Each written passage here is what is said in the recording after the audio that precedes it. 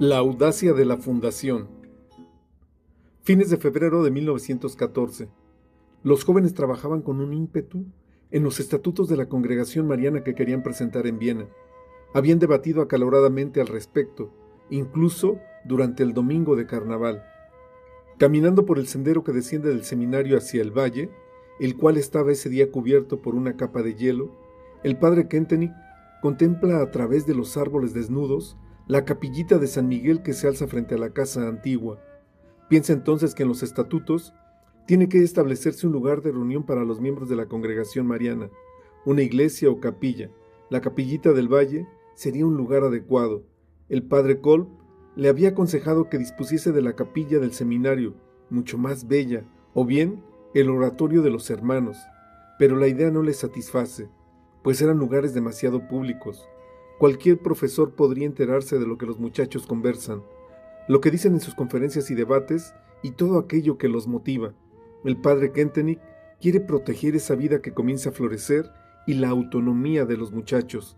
En tiempo breve habían surgido muchas cosas, el deseo intenso de algunos jóvenes de trabajar con seriedad sobre ellos mismos y dar testimonio de ello en la vida diaria. Debía evitarse que comentarios o intervenciones poco felices de parte de otras personas perjudicaran ese proceso, ensombreciendo la alegría y el compromiso de los muchachos.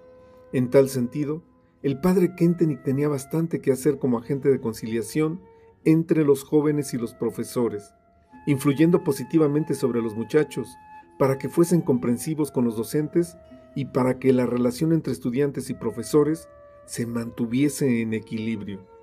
El padre Kentenich regresa al seminario. Al subir las escaleras siente un dolor punzante en el pecho. Desde hacía semanas persistía su cuadro de resfrío, pero no le había prestado atención. Había muchas cosas que organizar. Los muchachos lo necesitaban.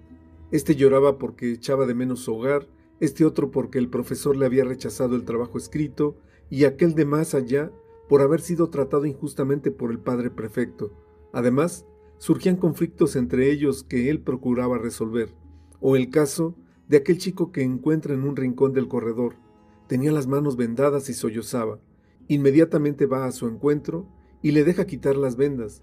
El chico tenía saboñones ulcerados. Lo consuela cariñosamente al punto de que otros casi sienten envidia, deseando estar en lugar de este compañero. Luego lo lleva a la enfermería para que lo atiendan. Era un invierno muy duro. Alexander Meningen le había dicho que uno de los chicos que dormía en la cama vecina lloraba de frío por las noches. Entonces el padre Kentenich le entrega la frazada complementaria que se le había dado por razones de salud, para que a su vez se la diese a ese compañero, pero no debía decir de dónde la había obtenido. Cuando llegase la primavera, podía devolvérsela. Como Alex relatara posteriormente, el director espiritual había pasado a ser algo así como un padre y una madre para los chicos. Una sonrisa velada iluminaba su rostro al pensar en los muchachos, pero al continuar subiendo los escalones, se aprieta el pecho con su mano y su rostro cobra ahora un gesto de dolor. Ciertamente, había descuidado su salud en medio de tantos trabajos. Desde hacía varios días tenía fiebre. Sufre un acceso de tos. Saca el pañuelo y se cubre la boca. Al apartarlo, queda estupefacto. Está lleno de sangre. Se dirige entonces enseguida a su cuarto y a través de un hermano de comunidad da aviso al rector de que no se encuentra bien y se quedará en su habitación. El rector, alarmado, envía al enfermero. Al ver el rostro lívido y el pañuelo manchado de sangre, el enfermero advierte que el asunto no es nada bueno. Avisa enseguida al rector y busca ayuda en el hospital de la zona. Poco después aparece un médico con 2 enfermeros. Se trataba de una hemorragia aguda. La tuberculosis había vuelto. El médico, no obstante, apunta primero a una pulmonía grave. El paciente se halla en la camilla. Su rostro presenta una palidez cadavérica. Entra entonces allí José Fischer, el cual, entre tanto, había sido elegido jefe de la asociación misionera y era un firme colaborador de la congregación mariana en formación. Padre, por el amor de Dios, ¿qué le ha pasado? Fischer es un chico duro, pero la visión de su director espiritual tendido sobre la camilla lo conmueve. Este le responde con débil voz: José, estoy enfermo y me llevan al hospital. Procura terminar la elaboración de los estatutos. José Asiente, pero no puede pronunciar palabra. Se queda mirando con estupor cómo se lo llevan en la camilla. La mala noticia cunde como reguero de pólvora entre los seminaristas. Algunos miran desde la ventana. Otros están en el patio cuando colocan la camilla en la que yace el director espiritual en la carreta, tirada por los caballos. Hay quien se refugia en un rincón y solloza amargamente. ¡Qué día tan negro! ¡Qué colapso! Y eso precisamente el lunes de carnaval. Algunos hermanos de comunidad se apresuran a presentarse al padre Kolb, superior provincial en ese momento, para recomendarle que por razones de salud aparte al padre Kentenich de su cargo de director espiritual. Se puede dudar de que esa recomendación haya sido hecha solo contemplando su salud, porque en ese mismo año, esos mismos hermanos enviaron una carta larga de queja al padre Kolb en la que criticaban duramente los métodos y el estilo pedagógico del director espiritual. El dolor y la gran preocupación de los muchachos por su director espiritual allanó el camino hacia una transformación interior. De pronto, la capilla de la casa comenzó a ser visitada por seminaristas, a los que nunca se les había visto allí fuera de los momentos en que, por reglamento, habían de acudir. Pues bien, ahora los muchachos rezaban de todo corazón, pidiendo que Dios le devolviera la salud. En un primer momento, algunos de los jefes, entre ellos Alfonso Weber, se sintieron como paralizados. Escuchaban que la vida del padre Kentenich corría peligro. Quizás fuera esa situación la que impulsó a los jóvenes a no abandonar, sino a completar la obra común por la que tanto habían luchado. Continuaron trabajando con fervor en la confección de los estatutos, y José Fischer iba de vez en cuando al hospital de Fallendar para informarle al padre Kentenich sobre cómo iban las cosas, para presentarle borradores de los estatutos o simplemente para verlo. El director espiritual estaba impresionado por el compromiso y el amor de los jóvenes. Sin embargo, leyendo los estatutos encontró un punto con el que no estaba de acuerdo. No, la admisión de candidatos debía ser decidida a solas por el gobierno de la Congregación Mariana. La admisión era un trámite que no debía hacerse democráticamente, vale decir, no era algo sobre lo cual debían decidir todos. La futura dirección era un equipo elegido por los miembros de la Congregación Mariana y junto con obligaciones especiales había de tener también derechos especiales. Si todos votaban, se podía hacer apreciaciones falsas sobre los candidatos, porque con qué facilidad se formulan juicios sobre personas llevados por la sugestión de la masa. La sola mayoría no garantiza forzosamente la verdad y corrección de una causa. Fischer escuchaba atentamente las reflexiones del director espiritual para luego poder transmitirlas. El padre Kaufmann, designado por el rector del seminario como representante del director espiritual en los asuntos de la Congregación Mariana, se plegó al parecer del padre Kentenich, junto con los demás jóvenes, aun cuando no entendiesen por completo su opinión en ese punto. Al cabo de algunas semanas, el padre Kentenich fue trasladado del Hospital San José en Fallendar a Bad Ems y sometido allí a una intervención quirúrgica. Por entonces, no había muchas posibilidades de terapia. Una de ellas consistía en extirpar las partes del pulmón afectadas por la tuberculosis. Recién tras algunas semanas, habiendo superado la fase crítica de la enfermedad, José Kentenich escribe a su madre, relatándole solo un poco de lo acontecido para no preocuparla. Ella respondió enseguida en una carta que él conservó toda su vida. Colonia, 24 de mayo de 1914. Mi querido hijo, cuánto me ha sorprendido tu carta. Una y otra vez pensaba por qué no recibía noticias tuyas, pero no imaginé en absoluto que podría tratarse de una enfermedad. Justamente ayer me decía, si hoy no viene carta tuya, ha pasado algo o no estás más en Fallendar. Me decidí entonces a escribir a tus superiores.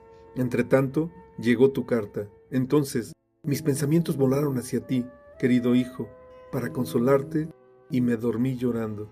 Sí, querido hijo, le agradecí con mis brazos abiertos al Sagrado Corazón de Jesús por tu curación.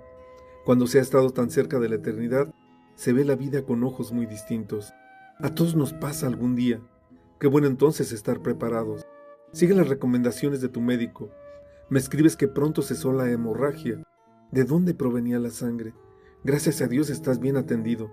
Si te parece bien, iré a visitarte el domingo de Ramos. Hetchen piensa que tú preferirías que fuésemos a Falendar, como lo habíamos concertado, quizás en las vacaciones de Pentecostés. Ella me dice que es mejor que ahora descanses, que es mejor para tu convalecencia. Así pues, lo dejaremos para Pentecostés. Ciertamente, en este último tiempo, estuve intranquila pensando, no, tú no tienes ningún sufrimiento. No estoy acostumbrada a eso, pero seguramente pronto volverá a pasar algo. Ofrezcamos ambos nuestra vida a Dios, y así lo haré en la comunión diaria. Agradezco a Dios tener un hijo tan bueno. Me hace muy feliz, más feliz que si se me hubiese regalado todo el mundo. Así pues, querido hijo, te deseo nuevas fuerzas y salud. Si tienes algún deseo, por favor, comunícamelo. Tú sabes que yo estoy aquí siempre, siempre para ti. Hoy estuvo aquí Hetchen. Tuvimos visita para el almuerzo y el té. De lo contrario, te hubiese escrito antes. Bueno, voy concluyendo. Con un cordial saludo, tu madre que te ama entrañablemente. Te encomiendo de corazón a Dios, a San José, a la Santísima Virgen, al venerable fundador de tu congregación y a San Pablo. Postdata. Ojalá escribas pronto. Agradezco cordialmente a todos los que te han cuidado. Que Dios los recompense a todos. Tu madre. Al cabo de casi 8 semanas, los muchachos pudieron finalmente respirar. Comenzaron a planificar las cosas, de tal modo que el padre Kentenich pudiese estar presente en la fundación de la Congregación Mariana. En un principio, la dirección provincial había fijado el 25 de marzo como fecha de fundación, pero afortunadamente hubo que desechar esa fecha porque no había llegado a tiempo la aprobación oficial de parte de Treveris. Finalmente, el 19 de abril se realizó la fundación. Se reunieron 28 miembros con el rector Wagner, quien debía ser el presidente de la nueva congregación mariana. El padre Kentenich pronunció la conferencia. Por fin arribamos a la meta.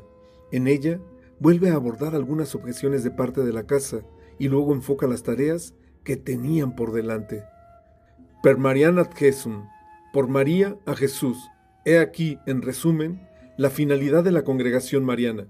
Así como la Santísima Virgen nos ha traído al Salvador, así también nos lleva a su divino Hijo, y no sabe de otra preocupación más grande que la de mantenernos en la comunión más íntima con Él. Luego de la conferencia extensa, se tomó una foto de toda la joven congregación mariana, delante de la capillita de San Miguel. En la primera fila, a derecha e izquierda del rector y del padre Kentenich, están sentados los miembros de la dirección recientemente elegidos. Con su prefecto, José Fischer, incluso se había confeccionado una bandera de la congregación, y cada muchacho llevaba con orgullo la medalla de la congregación con su cintita azul, que ya no molestaba a nadie. En los estatutos no se había mencionado el lugar de reunión elegido por la congregación, pero no por casualidad. La foto fundacional fue tomada delante de la capillita de San Miguel. A causa de su enfermedad, el director espiritual no había podido terminar de conversar con el padre Kolb sobre ese tema, pero finalmente este no planteó más objeciones.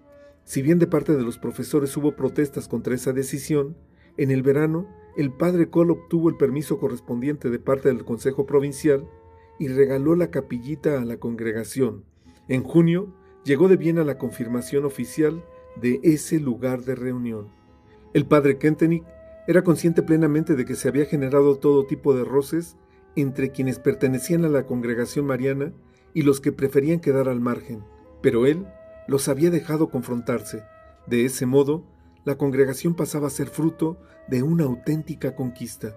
Y vino mayo, el tradicional mes de María. El director espiritual pensó que ya era tiempo de hablar más sobre la Santísima Virgen, pues ahora constituían una congregación mariana. Comenzó a hacerlo en el primer domingo de mayo. Por segunda vez, les relató su vivencia de infancia en la capilla del orfanato de Oberhausen, sin dejar traslucir que se trataba de su propia historia personal. Les aclaró a los seminaristas que la Santísima Virgen era su verdadera madre y no una mera madre adoptiva. A pesar de ello, las reflexiones sobre la relación filial de la Madre del Señor no tuvieron especial llegada entre los jóvenes. Al domingo siguiente, el padre Kentenich intentó encontrar un mayor eco, hablando de la relación caballeresca con la Santísima Virgen, y el tercer domingo mezcló ambos acentos.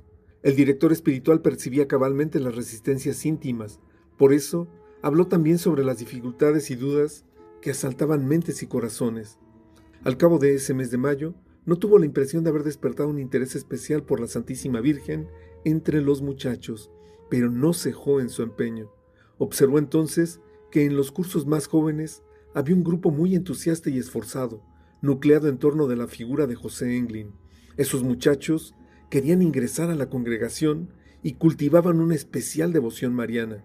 Ya a comienzos de año, José Englyn, oriundo de Prusia Oriental, y su amigo Carlos Clement se habían aliado en el anhelo común de llegar a ser santos modernos, pero eran demasiado jóvenes para la congregación.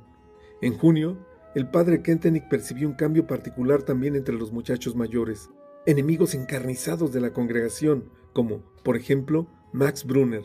Súbitamente se aplacaron y finalmente pasaron a ser amigos de la congregación. Cuando el director espiritual se animó a plantear la posibilidad de que de su congregación mariana surgiese un santo, como había sucedido en el caso de una de las primeras congregaciones marianas en París, ya nadie esbozó una sonrisa de burla. En efecto, a partir del mes de mayo se operó un cambio curioso. Súbitamente se hizo realidad lo que antes había parecido inalcanzable. A pesar de todo el empeño pedagógico y los métodos elegidos con tanto cuidado, los corazones de los jóvenes se encendieron por el ideal de la santidad y por la Santísima Virgen. Y así, esos mismos jóvenes caminaban ahora por las calles de Coblenza, exhibiendo orgullosamente su medalla de María, sin hacer mucho caso de comentarios burlones que les llegasen de uno u otro lado. Incluso en sus vacaciones de verano, realizaron apostolados en su entorno. Cuando José Kentenich se hallaba preocupado por algún asunto, solía hacer una caminata al aire libre. Sumido en sus pensamientos, paseaba por los jardines en plena floración primaveral. Había tocado la Santísima Virgen los corazones de los jóvenes. Era ella quien había dado el impulso para esa transformación de los seminaristas, para abrirlos más a lo religioso. Había ella comenzado ahora a desplegar una fuerza educadora en los jóvenes, tal como él mismo lo había experimentado en su vida. No le quedó mucho tiempo para reflexionar, porque en las semanas siguientes se produjo una catástrofe devastadora sobre la Europa sonámbula, sobre sus monarcas ingenuos, sus generales combativos, sobre jóvenes y mayores, ricos y pobres, y esa corriente devastadora llegó también al seminario de Fallendar. Signos de los tiempos. 31 de julio de 1914. Por la mañana, el padre Wagner, rector del seminario, reunió a todos los seminaristas en el comedor. Allí les anunció que Alemania se halla ante una movilización general inminente. Estamos en guerra. Por favor, hagan sus valijas y tomen el tren tan pronto sea posible, porque ya esta tarde los trenes estarán llenos de soldados y con más razón mañana. Vayan a sus casas. Uno preguntó cuándo se retornarían las clases. Todo es incierto.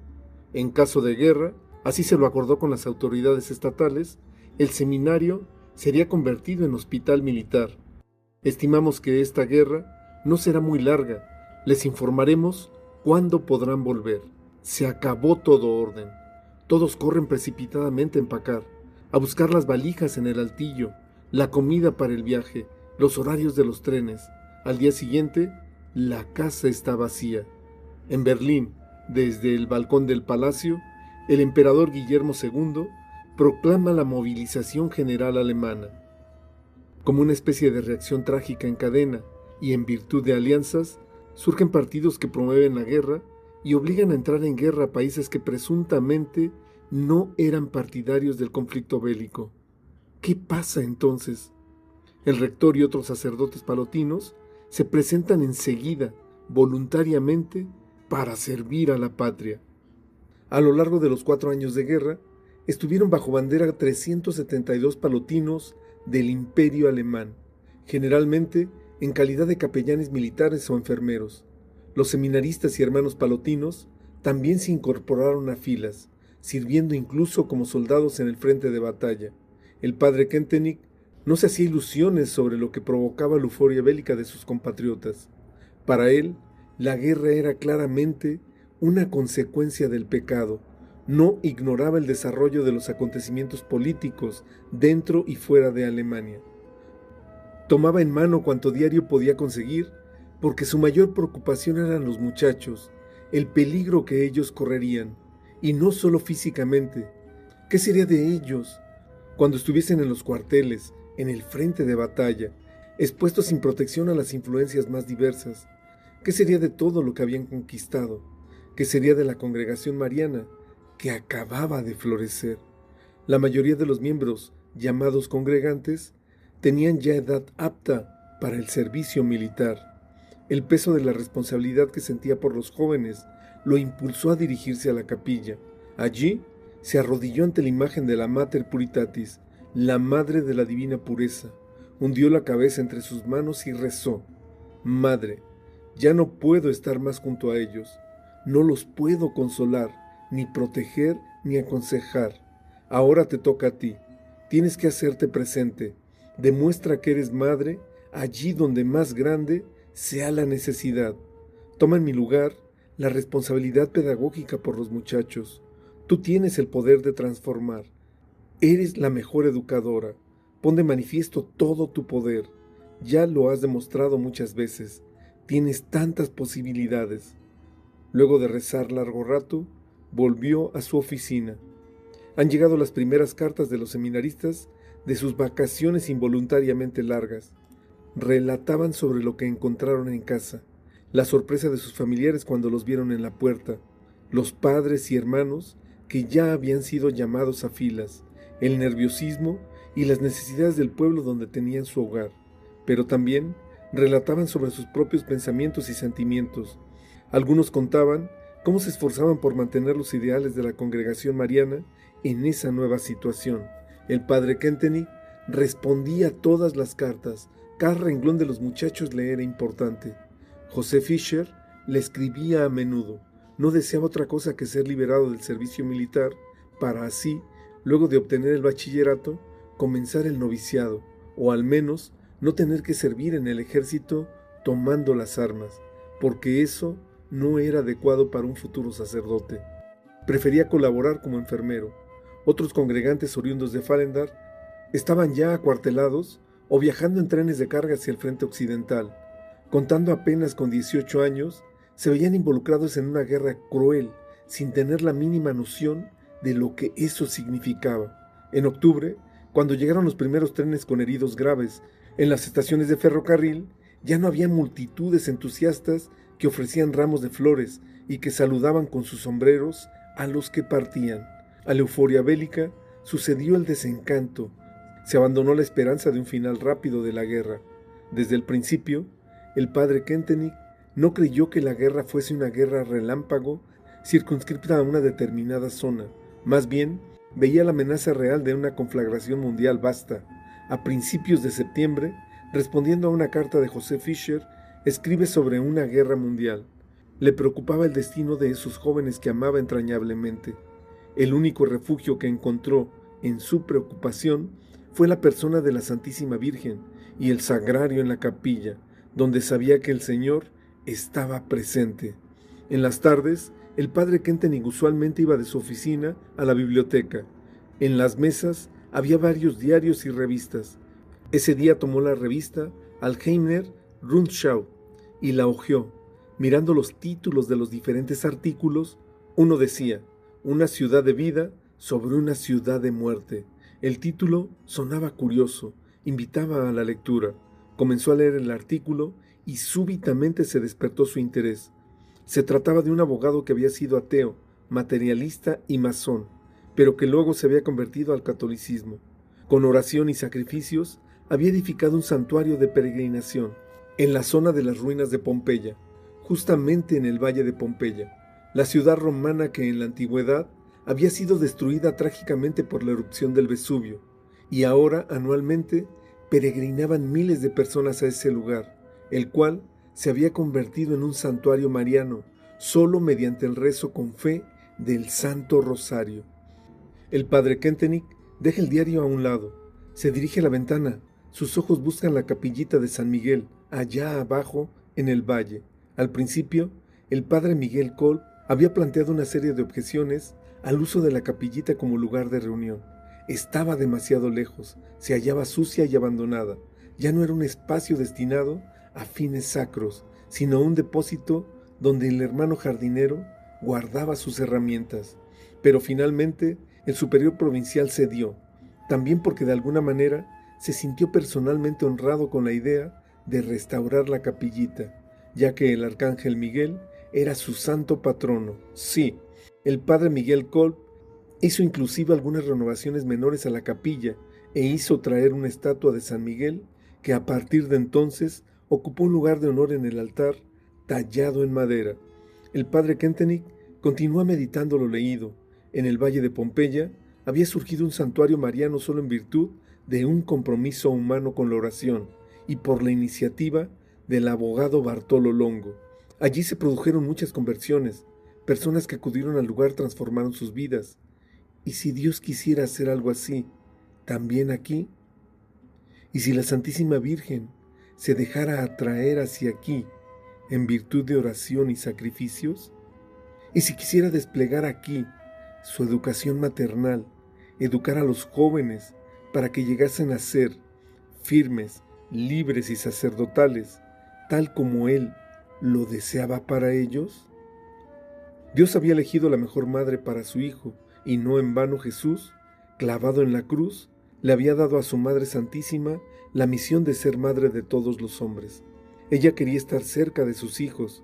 ¿Qué otra cosa le interesaría más que formarlos como auténticos cristianos, semejantes a su Hijo Divino? Ella sostendría a los muchachos, les infundiría fuerzas morales y religiosas para resistir en medio de esa situación difícil, una situación en la que era necesario mostrarse como hombres de carácter firme y decidido. Sí, ella vendría, tenía que venir. El director espiritual casi se espanta al pensar estas cosas y las aparta rápidamente, pero los pensamientos no se dejan sofocar. Una y otra vez le vienen a la mente y allí se quedan. En efecto, esos mismos interrogantes colman su mente y su corazón cuando piensa en lo ocurrido en el santuario de Pompeya y en sus jóvenes, cuando piensa en lo que podía hacer la Madre del Señor y en cómo ella había intervenido activamente en su propia vida, cuando piensa en lo que se había producido en los muchachos desde el mes de mayo. La idea era tremendamente audaz y, a juzgar por las condiciones reales, totalmente descabellada. La capillita era insignificante, los seminaristas se hallaban muy lejos y eran un puñado de hombres inmaduros. Además, en la casa había muchos opositores de la congregación mariana. Por último, estaban en guerra, una guerra que mostraba cada vez más su espantosa faz devastadora. ¿Quién sabía si los muchachos podrían volver a Schönstedt? Y si volviesen entonces, no se trataba de algo pasajero, de una idea rara de breve duración, sino de algo cuya importancia parecía proyectarse más allá del seminario y quizás más allá de los límites de la provincia palatina alemana. Pensamientos e interrogantes que lo llevaron a decidirse, en Pompeya, justamente sobre las ruinas de una ciudad muerta, brotó nueva vida. En la historia universal, cuán a menudo lo pequeño e insignificante fue la fuente de lo grande, de lo más grande. ¿No podría suceder así en nuestro caso? Pocas semanas más tarde, José Kentenich repetiría exactamente esas mismas palabras en una conferencia dictada a los jóvenes. Ciertamente, ellos se hallaban ante las ruinas de la congregación mariana, que había comenzado a florecer, pero al recordar la historia del desarrollo de la comunidad joven, ¿no se podría pensar que la divina providencia tuviese un designio especial para con ella? Cuando volviese a estar junto con los muchachos, les expondría sus pensamientos. Divina providencia, un término que sonaba abstracto, árido, fríamente teológico, pero lo que él designaba con dicho término era la guía personal y cariñosa de Dios, detrás de la que se esconde un plan de sabiduría. Creía firmemente en que así era. Ese Dios providente lo había guiado por la vida con sabiduría y amor. José Kentenich no confió a nadie sus reflexiones, porque aún eran aproximaciones, estimaciones, se movía sobre un terreno bastante inseguro. Primero, tenía que cerciorarse de dónde provenía esa idea, si el origen estaba en él mismo o bien era Dios quien estaba detrás. La respuesta a esta pregunta se hallaba aún pendiente. El riesgo que debía asumir le parecía un salto mortal a un abismo oscuro. La razón no disponía de ningún tipo de garantías. Pero en las semanas siguientes fue aumentando en él la certidumbre interior. Esas ideas que vuelven una y otra vez no provienen solo de mí mismo. Le parecía, aunque sonase descabellado, como si la Santísima Virgen misma, por compasión, golpease la puerta de esa Europa tan quebrantada y desgarrada, pidiéndole entrar. Buscaba posada justamente en Alemania y en un paraje tan insignificante. Ella no se estaba manifestando en una aparición ni en una visión, sino a través de pequeños signos y señales, de puertas que la divina providencia iba abriendo. Como una realidad arrolladora, de pronto se mostró ante los ojos de José Kentenich. Lo que durante sus años de estudio había sido objeto de duras luchas por casi una década, nosotros, seres humanos, somos capaces de detectar la voluntad y guía de Dios, prescindiendo también de apariciones o milagros extraordinarios. Ahora él pausó en medio de sus pensamientos. ¿Qué pensarían los jóvenes sobre todo este asunto? ¿Cómo reaccionarían? El impacto sería un indicio muy importante para discernir si Dios realmente quería todo eso. Entretanto, había llegado el otoño. Era la tercera semana de septiembre. En el seminario, convertido en hospital militar, habían ingresado ya más de 250 heridos procedentes del frente de guerra occidental. La dirección provincial decidió retomar la actividad escolar. Por razones de espacio, se dividió a los estudiantes en dos grupos. Los cursos menores irían a Ehrenbreitstein y los mayores a la Casa Antigua. Esto funcionaría como solución de emergencia. Estaba claro que se trataba de una solución transitoria, porque la Casa Antigua era húmeda y fría, el espacio estrecho. Los muchachos dormían en el desván, sobre jergones, sin calefacción. La Oficina de Obras y Construcciones del municipio había aconsejado a los palotinos incluso la demolición de esa casa, pero entre tanto serviría como albergue por un corto tiempo, porque se seguía pensando ingenuamente que mediante una victoria rápida sobre Francia, la guerra acabaría pronto y después Alemania se podría dedicar tranquilamente al este. El padre Kentenich se dio cuenta que el alojamiento de los muchachos estaría ahora en cercanía inmediata de la capillita de San Miguel. Nuevamente estaba pensando en su secreta idea predilecta, como la había llamado, pero siguió conservándola solo para sí. No quería perturbar los planes de Dios, actuando o hablando inoportunamente. Revelaría esa idea cuando Dios abriese más puertas, exactamente como en el caso del Valle de Pompeya. Dios tenía que comunicarse, y ciertamente lo haría mediante la reacción de los jóvenes. Ellos eran la clave para obtener la seguridad definitiva en la cuestión. El momento de decírselo se acercaba. No pasaba noche alguna sin que José Kentenich pensara sobre el tema. ¿A qué aventura audaz se estaba animando? Cuando estuvo próximo al regreso de los muchachos, tras una lucha interior larga, su decisión quedó tomada. Procedería con cuidado, les confiaría su idea solo una vez y trataría de no arrojar sobre el platillo de la balanza el peso de su autoridad y sus posibilidades de influencia. Más aún que en el caso de la fundación de la Congregación Mariana, quería mantener una actividad reservada y dejarle a los seminaristas el mayor espacio posible para que abrazaran la idea, la rechazaran o la ignoraran. A juzgar por su conocimiento del desarrollo de esos jóvenes, estaba casi seguro de que harían suyo ese plan, si Dios así lo quisiese. Comenzó pues a redactar un borrador de la conferencia. Tachó, completó, dejó reposar lo escrito durante varios días. Retomó el trabajo cuando vislumbró la importancia trascendental que podría cobrar algún día esa conferencia que pensaba pronunciar en el primer domingo de reunión de la Congregación Mariana. Gradualmente fueron apareciendo los primeros seminaristas y prepararon la Casa Antigua para alojarse en ella. El padre Cole le encargó a uno de ellos que limpiara la capillita, pero el muchacho no estuvo particularmente entusiasmado con esa labor. Se esperaba que para mediados de octubre arribasen la mayoría de los seminaristas a los que se les había dado el aviso pertinente. Algunos de los mayores no pudieron venir enseguida, porque eran necesitados en sus pueblos. De los 28 congregantes con quienes se había fundado la Congregación Mariana, solo regresaron 10. La guerra nos ha arrebatado a nuestros mejores miembros, comentó el padre Kentenich al respecto. En su primera conferencia, al cabo de los 3 meses de vacaciones, algunos de los congregantes se hallaban ya a las puertas del noviciado, por el que se habían decidido, o bien en la lista de espera para ser llamados a filas, y había otros que ya estaban acuartelados y en instrucción militar. Un día como cualquier otro, el 18 de octubre de 1914. Caía la tarde del domingo 18 de octubre de 1914. En la capilla, recientemente remozada, se sentaba el grupo relativamente pequeño de los congregantes. Esperaban la primera conferencia del director espiritual, al cabo de tanto tiempo transcurrido. Entre los asistentes había algunos nuevos, que recién a comienzos de diciembre pasarían a ser miembros de la congregación. Para sorpresa de los muchachos, el padre Kentenich no comienza haciendo referencia a la situación de la actualidad como solía hacerlo. En efecto, no menciona la situación del país, la guerra, lo que ellos habían vivido. Comienza hablando de la alegría de todos por el regalo de la capillita, de un hogar para su congregación mariana, que desde ese momento pertenecía a la pequeña familia de los congregantes, y elogia la hermosa restauración realizada. Luego, orienta su discurso hacia el ideal de una santidad moderna.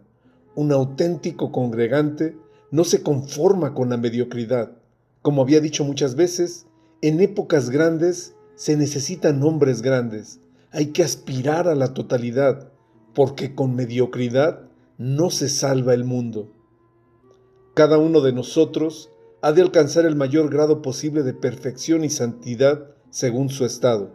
No simplemente lo grande, ni lo más grande, sino precisamente lo más excelso ha de ser el objeto de nuestros esfuerzos intensificados.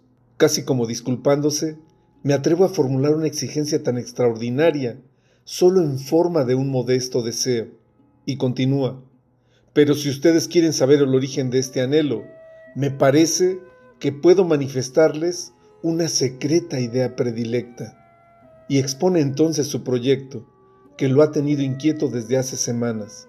Alfonso Weber aguza el oído y mira a Alberto Heyse, pero éste tiene los ojos cerrados. ¿Se da cuenta de lo que está diciendo el director espiritual?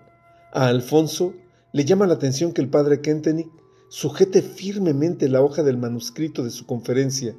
Parece haber elaborado minuciosamente su exposición, pero ni Alfonso ni los demás vislumbran la importancia que tendrá un día esa conferencia.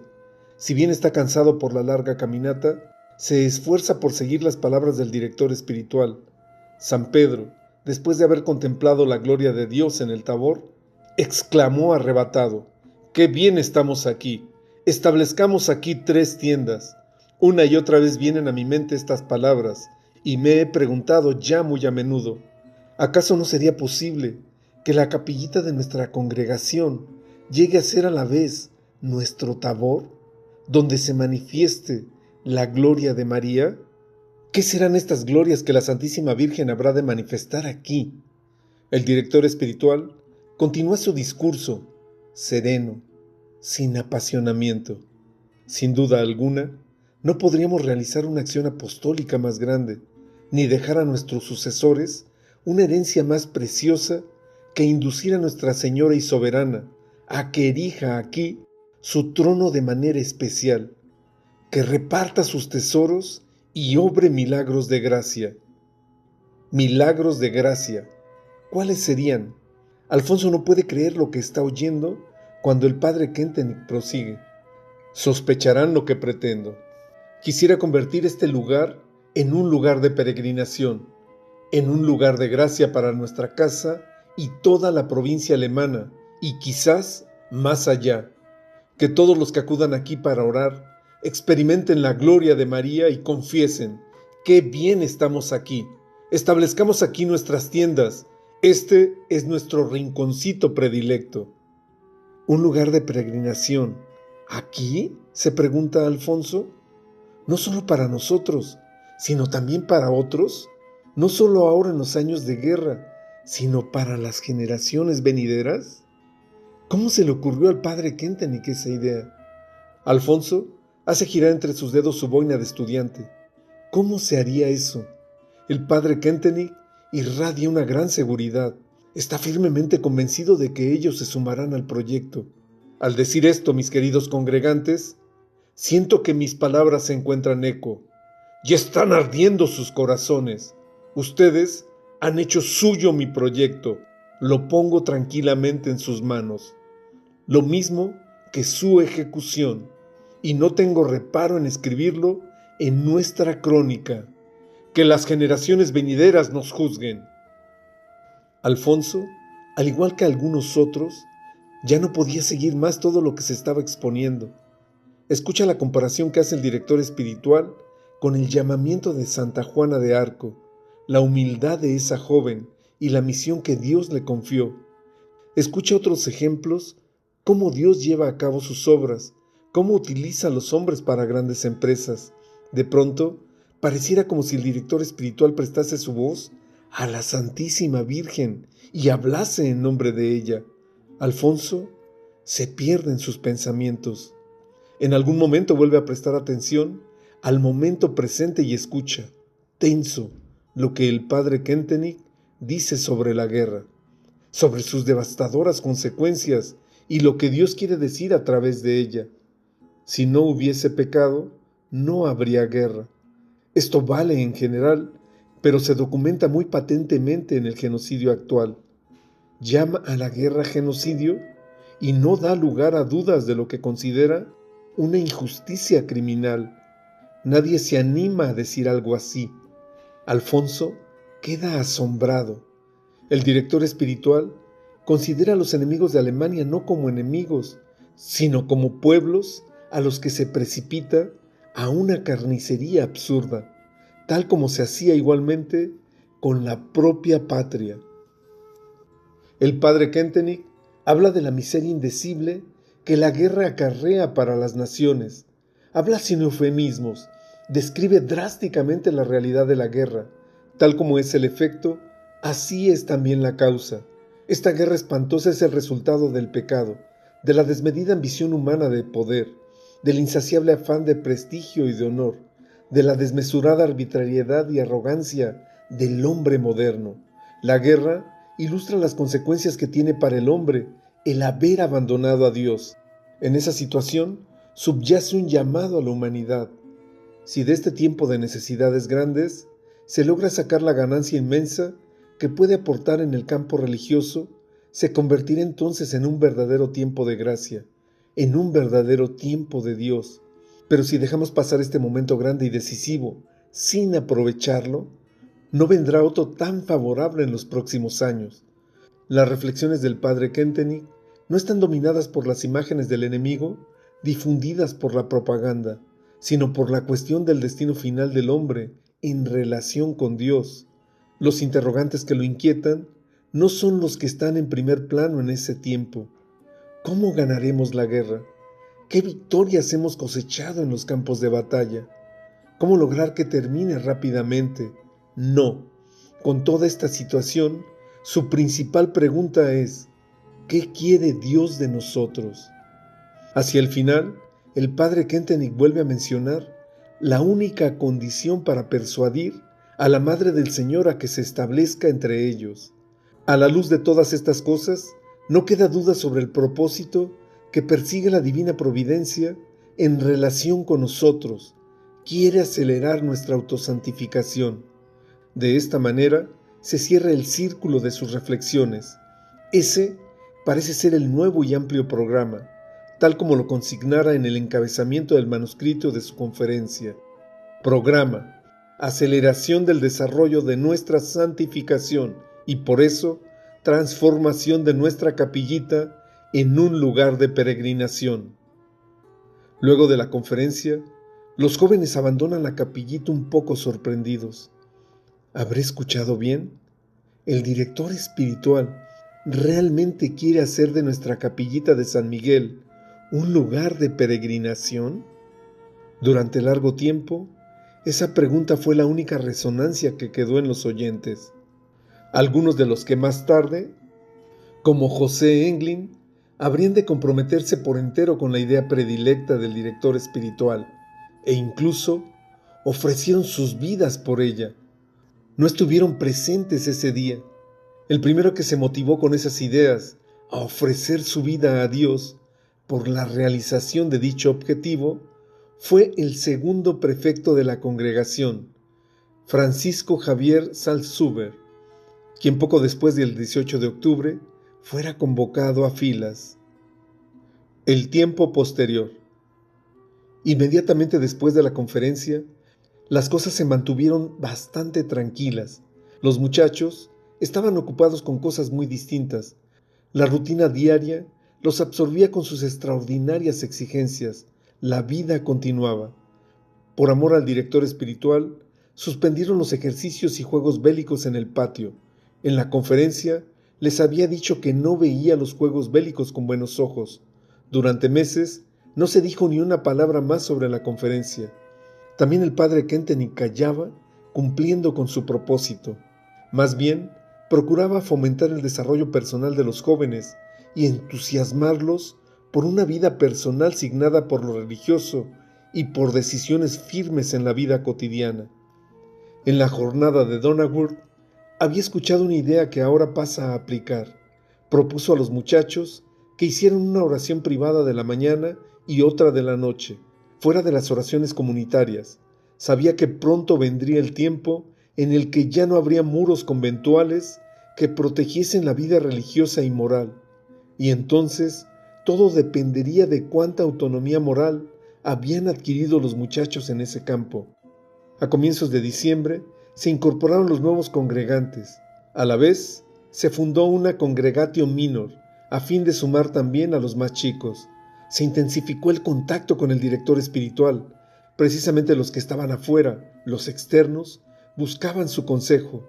En los años de guerra, el padre Kentenich recibió más de 1,600 cartas. Los jóvenes le escribían francamente sobre todo lo que vivían en el cuartel y en el frente de guerra, sobre la degradación moral y sobre la nobleza humana con que se enfrentaban allí, sobre las tentaciones y debilidades personales en todo sentido y sobre su esfuerzo cotidiano para empezar una y otra vez de nuevo. La lucha por la supervivencia en la vida cotidiana de la guerra, el hambre, las privaciones y las condiciones miserables de vida, la muerte de compañeros aún muy jóvenes con los que se habían encariñado, los cadáveres despedazados que debían recoger y enterrar, el continuo terror de la artillería y granadas, gente muriendo a diestra y siniestra, sin que se pudiese hacer nada. Todas esas vivencias expuestas en las cartas quedaban escritas, por así decirlo, en el corazón del padre Kentenich, quien los acompañaba desde Schoenstatt. Algunos escribieron sobre experiencias que confirmaron las advertencias hechas en otro momento por el director espiritual.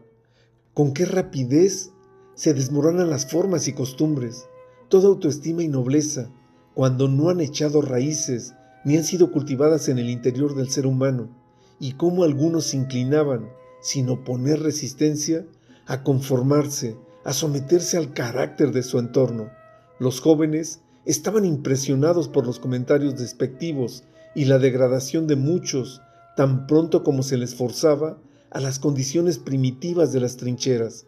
Incluso seminaristas mayores habían arrojado por la borda sus ideales y convicciones religiosas en medio de la lucha descarnada por su existencia. Los jóvenes habían topado con una humanidad masificada, sobre la cual el director espiritual les había advertido desde un principio, una humanidad en la que se deja de pensar y decidir por uno mismo, en la que se hace lo que hacen los demás sin plantear preguntas ni dudas. Por eso, ciertos congregantes schoenstattianos se sentían tanto más urgidos a demostrar su autonomía moral y ser fieles a sí mismos. Pensaban con cariño en su congregación y echaban de menos Schoenstatt, que para ellos se había convertido en un auténtico hogar. Qué difícil era para algunos cuando su tren, con destino al frente occidental de guerra, pasaba por la estación de Coblenza y no podían hablar con el padre Kentenich, ni visitar la capillita con la que se habían encariñado?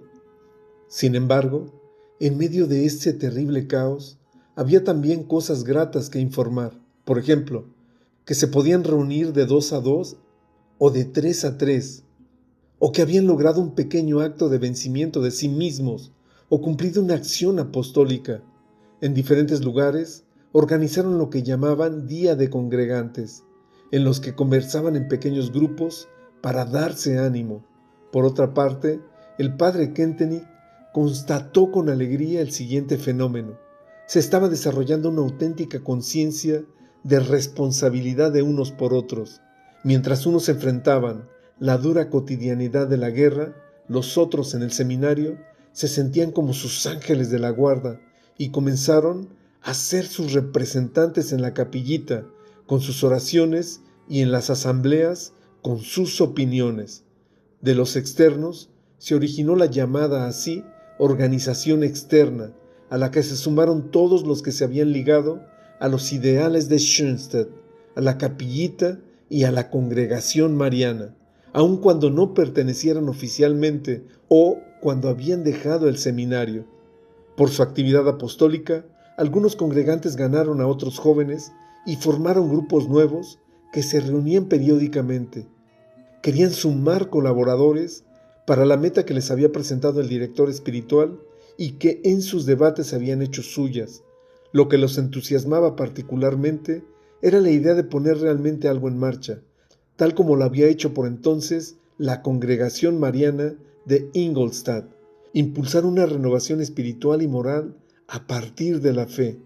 A fines de mayo de 1915, en una alocución con motivo de la incorporación de Fernando Kastner a la congregación, era el primer externo, el padre Kentenich había planteado la pregunta motivadora: ¿qué tal sería si el Ingolstadt de la Edad Media se convirtiese en el Fallendar de los tiempos modernos? Poco antes, en abril, la congregación mariana había recibido una copia de un cuadro de la Santísima Virgen para la capillita.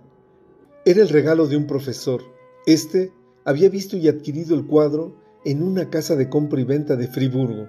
En un principio, el cuadro no les agradó. Los rasgos dulzones de la Santísima Virgen no eran del gusto de los jóvenes y además era una pintura de la madre con el niño. ¿No era esa la representación de la Santísima Virgen que los muchachos habían imaginado para el lugar de reunión y para su congregación? Tampoco el padre Kentenich, pero si la divina providencia había puesto en sus manos esa imagen, entonces de alguna manera era la correcta. El director espiritual intentó reconciliar a los congregantes con el cuadro. Les señaló la unidad especial entre Jesús y la Santísima Virgen. El corazón del niño divino descansaba sobre el corazón de su Madre Santísima, y ambos nos contemplaban, a nosotros y al mundo. Se interesaban por nosotros. El cuadro fue colocado en medio del presbiterio, sobre el altar, y la estatua de San Miguel fue desplazada respetuosamente a un costado. Esa imagen de la Santísima Virgen fue conquistando más y más los corazones y pasó a ser valiosa para los muchachos. Pronto se comenzó a buscar un título para ella.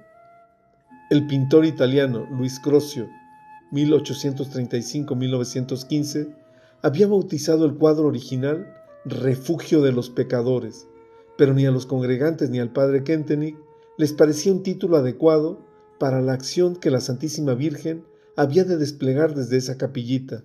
Recordaron entonces el movimiento de renovación impulsado por el padre Jacobo Rem, cuya imagen de gracias había sido titulada Mater ter admirabilis, Madre 3 veces admirable. Así pues, surgió el deseo de darle ese mismo nombre en Schoenstatt.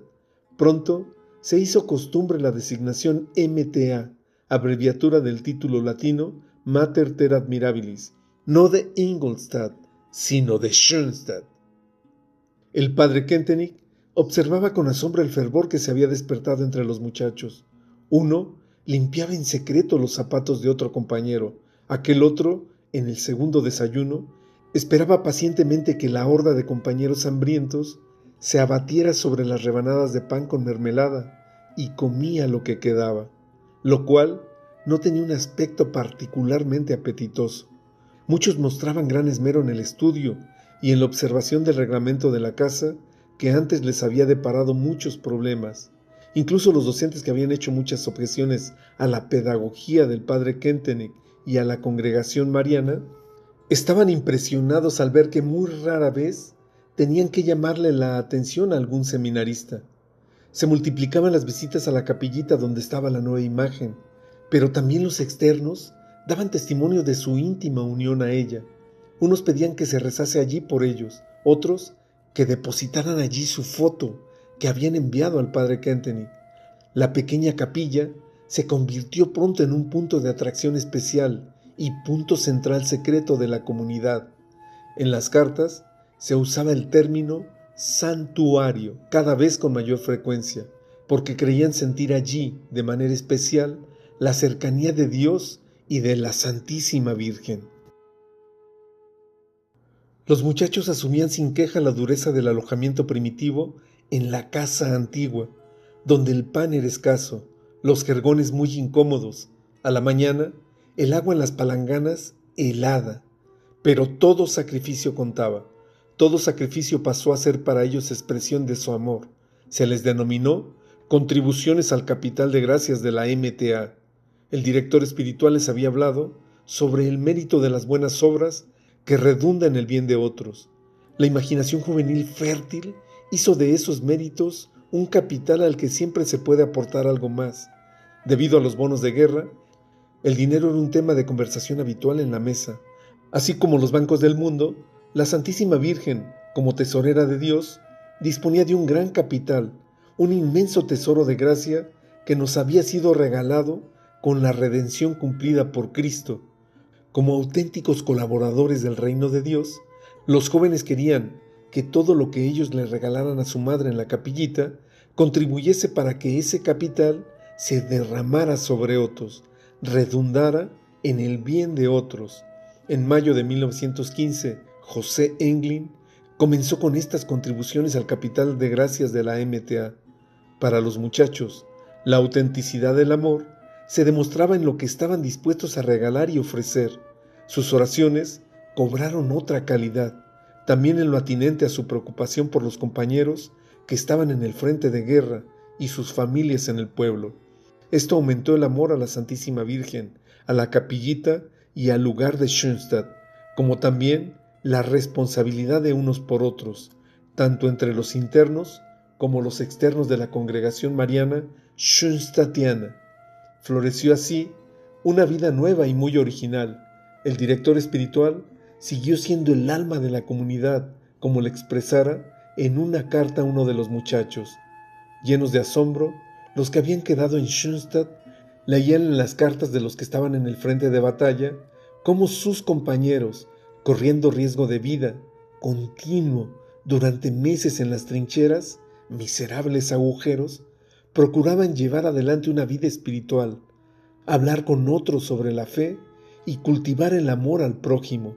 Escuchaban lo que el director espiritual les leía de algunas cartas, cómo sus compañeros congregantes en el frente iban a buscar la comida para su compañía bajo una lluvia de balas y granadas, cómo salían de la trinchera al campo de batalla bajo fuego de artillería enemiga para atender a un moribundo y rezar con él. Evidentemente, no hacían caso de las burlas de que eran blanco por su fe o por asistir a misa. Francisco Javier Salzuber fue tan audaz que ante toda la tropa en formación le preguntó a su jefe, que acababa de enfadarse sobremanera con un recluta, si podía ir a la Santa Misa.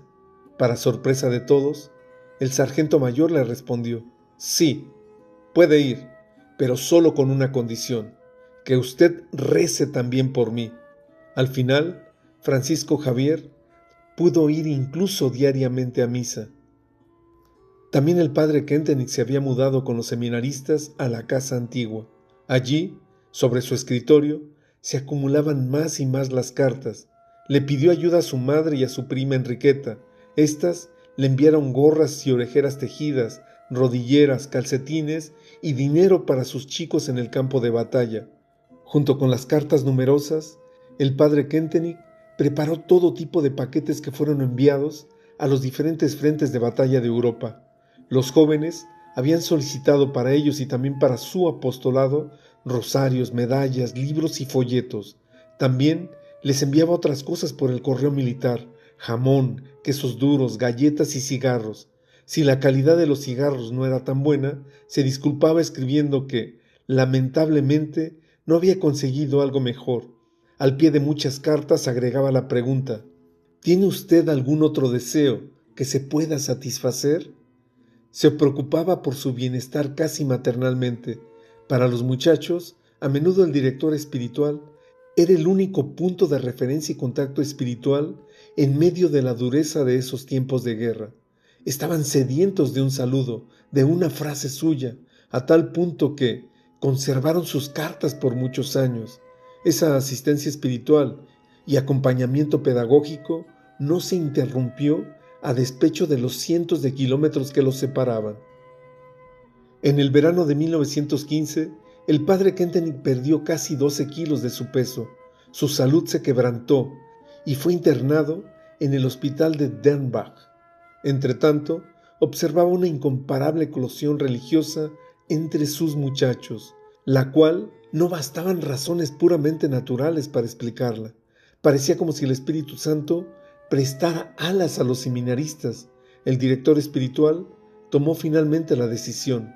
Los jóvenes tenían que saber más unos de otros y así apoyarse mutuamente.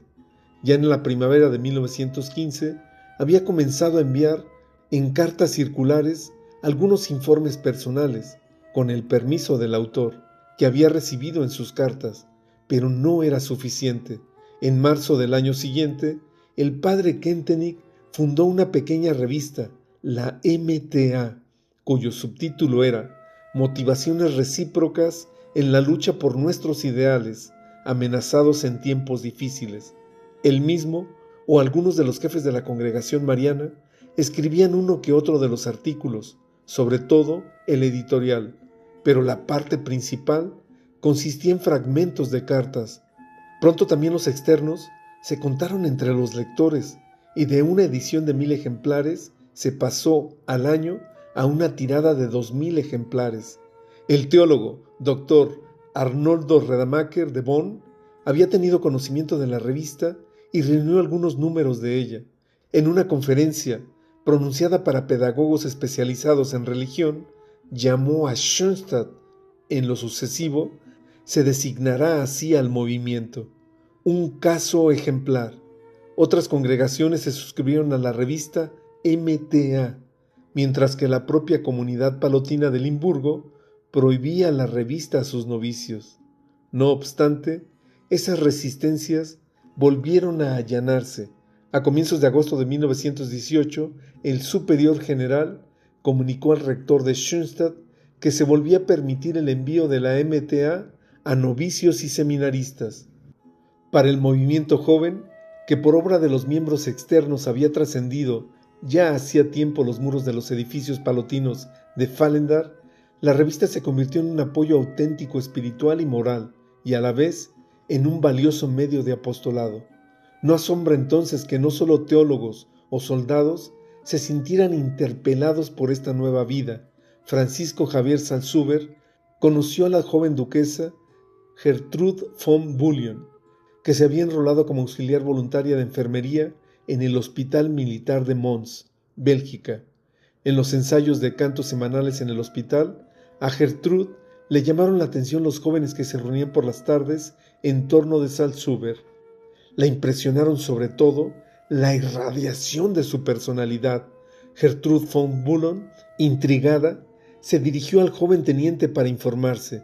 Este no solo procuró de buen grado responder a sus preguntas, sino que le propuso trabajar de modo similar entre las mujeres. Para ello, le dio material escrito, también la revista MTA. A la larga, el material no fue suficiente para Gertrude. Quiso conocer ese lugar llamado Schoenstatt y conocer más de cerca al joven fundador, el padre Kentenich.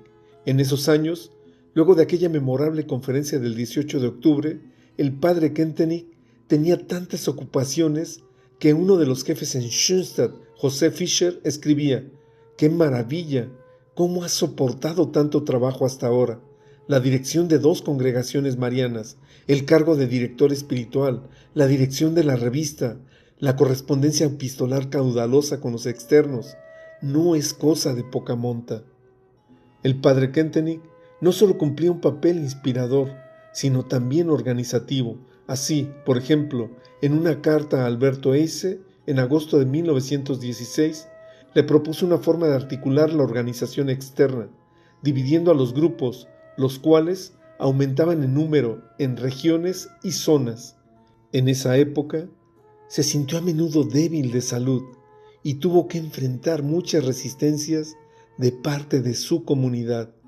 En una visita en 1915, el superior general de los paletinos, a través de terceros, le comunicó su intención de prohibir la congregación mariana debido a las muchas objeciones que le habían llegado. El padre Kentenich fue tras él y lo alcanzó en la estación del ferrocarril. Allí le solicitó que no la prohibiera. ¿Cómo había amenazado? Indignado, el padre general le respondió: yo no puedo hacerme más responsable ante el fundador de lo que usted está haciendo allí. El padre Kentenich respondió con humildad, pero con firmeza: yo sí puedo hacerlo. El superior general quedó mudo y a la vez impresionado. La congregación mariana no fue prohibida. A partir de entonces, el padre Kentenich estudió intensamente, recurriendo a cuanto material caía en sus manos, sobre Vicente Pallotti, sus intenciones y enseñanzas. Procuró así demostrar hasta qué punto la iniciativa surgida correspondía con los objetivos auténticos apostólicos de Pallotti. Dificultades son tareas. Pasó a ser no solo la consigna que el director espiritual diera a los jóvenes para sus vidas, sino que cada vez más se convirtió en principio rector para su propia vida. La tenacidad y perseverancia con la que se aplicaba a esas tareas estaban ligadas a la misión original que él sentía haber recibido de Dios y que no podía desoír. En sus estudios sobre Pallotti, comprobó con asombro hasta qué punto lo que el fundador había querido originariamente y que en gran medida había caído en el olvido, coincidía con el desarrollo que tomaba el movimiento joven de Schoenstatt.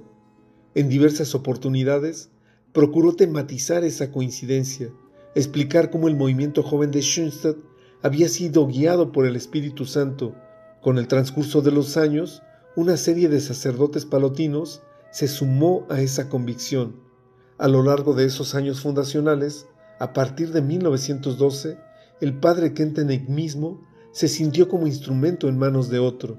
Ahora me siento muy claramente como administrador de los bienes de Nuestra Señora, escribía en 1914, en una de sus pocas anotaciones de diario.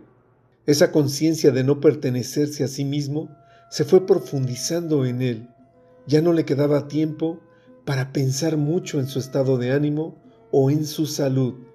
Los superiores lo enviaron a distintos sanatorios, a lugares en los que pudo trabajar con mayor tranquilidad. En 1917 pasó algunas semanas en Kolberg, en la costa del mar Báltico, para restablecerse cabalmente de su tuberculosis y sus consecuencias. Desde allí le escribe a su exprefecto Fischer: estoy aquí hasta la finalización de las vacaciones para revitalizar un poco mis nervios, que están un poco fatigados por el trabajo. Las preocupaciones por ustedes pesan mucho y sobrepasan ampliamente mis fuerzas. Ya en abril de ese año le había escrito a Fischer: nuestros esfuerzos han redundado en un movimiento que se expande cada vez más. Estoy pensando pedir un ayudante al padre provincial. El trabajo se me ha duplicado y triplicado. Su petición fue atendida y se designó al padre Schneider para esa función. El padre Schneider fue así uno de los primeros colaboradores de entre las filas de sus hermanos palotinos y se ocupó mayormente de la redacción de la revista MTA. Su salud quebrantada fue también el motivo de que, Después de haber sido llamado a presentarse ante las autoridades militares en el otoño de 1916, solo tuviera que cumplir una semana de instrucción militar en Trèveris como auxiliar de enfermería. En razón de su enfermedad pulmonar, fue despedido nuevamente por ser no apto para el servicio militar. El padre Kentenich se dedicaba con tal intensidad al movimiento joven que apenas tenía vida privada. Durante los ejercicios de 1917 escribía: «Entretanto, parece que Dios y mi Madre Celestial me han elegido para su obra de una manera que hace temblar a mi naturaleza débil. ¿No es en realidad totalmente incompetente para la gran tarea que tiene por delante?». Su diario es testigo de la evaluación crítica que hace de sí mismo: mi salud débil, mi manera de conducirme torpe y desmañada, consecuencia de la educación y del nerviosismo, mis conocimientos insignificantes, tanto en lo concerniente a mi formación general como clásica.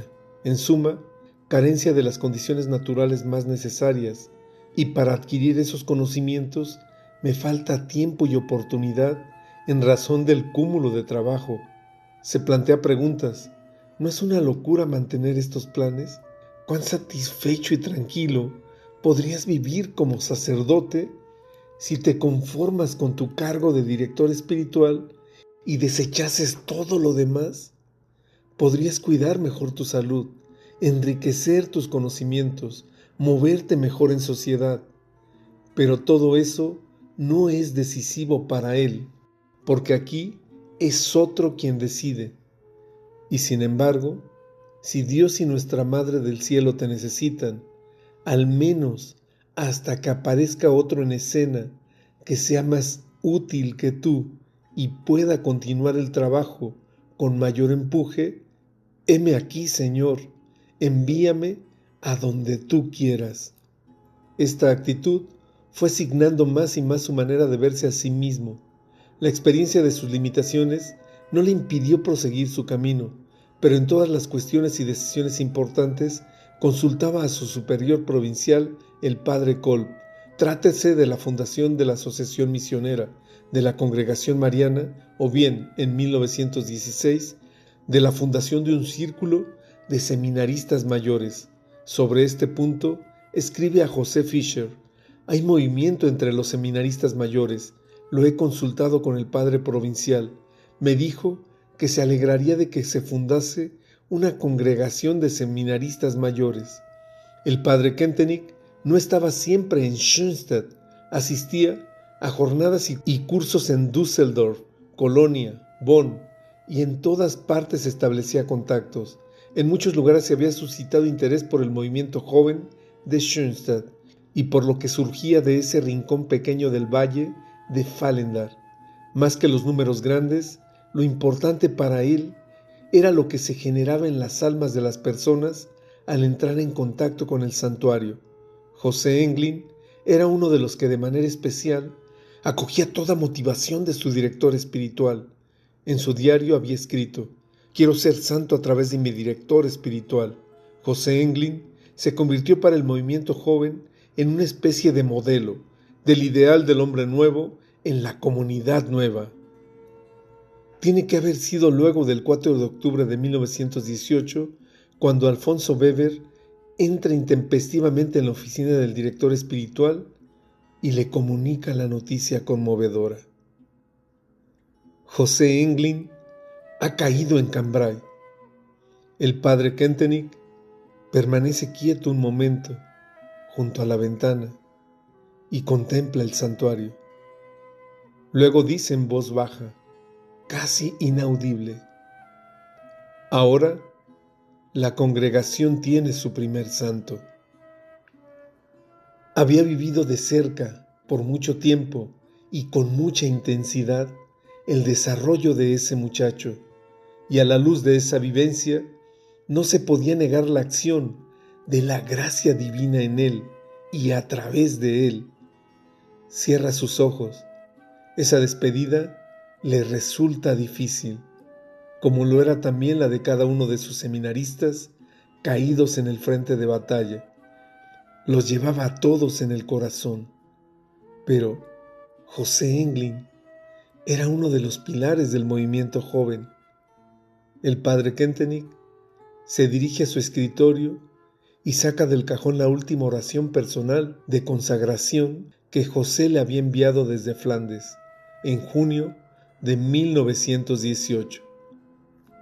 Despliega la hoja de papel y vuelve a leer conmovido lo escrito por José. Dispón de mí y de lo mío como te plazca.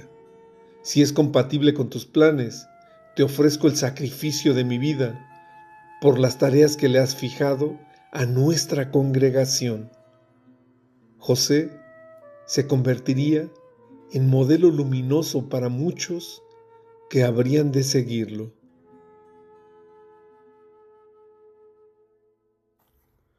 Los años pasan, la vida florece. Pasaron los años.